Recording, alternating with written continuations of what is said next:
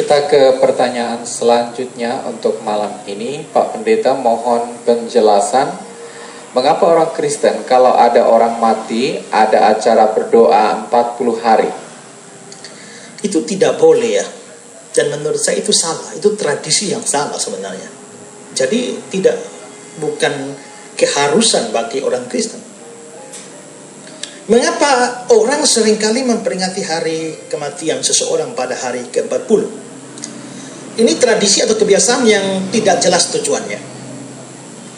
Apa tujuannya membuat peringatan hari ke-40? Jika alasannya adalah karena pada hari ke-40 itu arwah atau jiwa dari orang mati itu baru benar-benar meninggalkan dunia ini. Karena sebelumnya masih melayang-layang, masih gentayangan dan sebagainya. Maka ini jelas pemahaman yang salah dan tidak alkitabiah. Alkitab mengajarkan, begitu seseorang mati, tubuhnya dikubur, tapi jiwa atau rohnya langsung ke surga bagi yang percaya Yesus, atau langsung ke neraka bagi yang tidak percaya Yesus. Dan ada banyak dasar untuk ini. 2 Korintus 5 ayat 1 misalnya. Karena kami tahu bahwa jika kemah tempat kediaman kita di bumi ini dibongkar, maksudnya mati, Allah telah menyediakan satu tempat kediaman di sorga bagi kita. Di dalam terjemahan bahasa Inggris NIV maupun juga New American Standard Bible diterjemahkan, we have a building from God.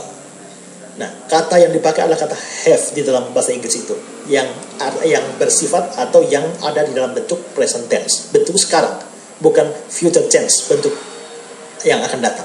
Jadi ini menunjukkan bahwa begitu kita mati, kita langsung mendapatkan rumah di surga. Juga dalam 2 Korintus 5 ayat 8b dikatakan, terlebih suka kami beralih dari tubuh ini untuk menetap pada Tuhan. New American Standard Bible menerjemahkan to be at home with the Lord, ada di rumah bersama Tuhan. NIV menerjemahkan at home with the Lord, di rumah bersama Tuhan. Atau terjemahan literal atau rufiahnya adalah to come home to the Lord, pulang ke rumah kepada Tuhan.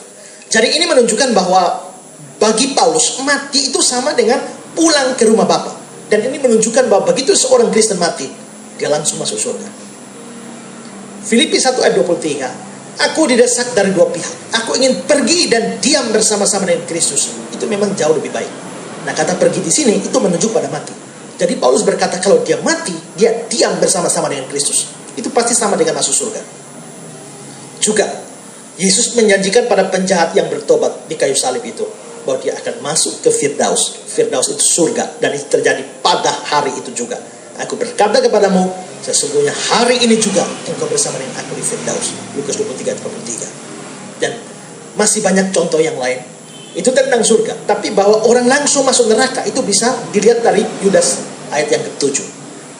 Dalam Yudas ayat yang ke-7 dikatakan, sama seperti Sodom dan Gomora dan kota-kota sekitarnya, yang dengan cara yang sama melakukan percabulan dan mengejar kepuasan-kepuasan yang tak wajar, telah menanggung siksaan api kekal sebagai peringatan kepada semua orang.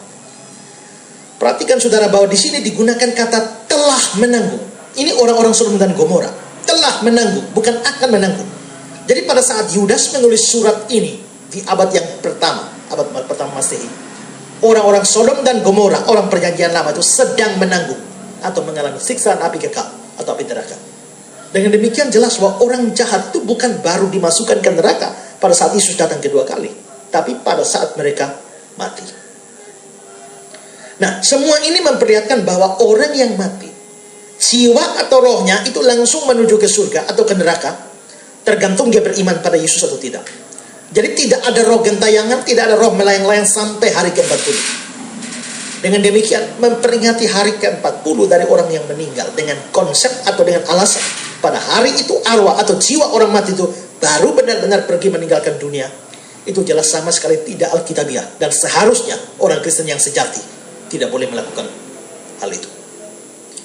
Mungkin ada yang beralasan bahwa mereka hanya mau bersyukur saja karena Tuhan sudah menjaga mereka hingga 40 hari tanpa kehadiran almarhum atau almarhumah orang yang meninggal itu. Tapi kalau ini alasannya, saudara, mengapa harus tepat di hari ke-40? Mengapa tidak bisa di hari ke-50, hari ke-63, 71, dan lain-lain? Mengapa memutlakkan hari ke-40? Ini menimbulkan pertanyaan, ada apa di balik hari 40 itu? Jadi menurut saya, membuat peringatan hari ke-40 bagi orang yang meninggal selain tidak ada gunanya juga sangat tidak alkitabiah. Tapi ini tradisi yang sudah mengakar dalam hidup kita, ya, di dalam masyarakat kita, dalam jemaat kita.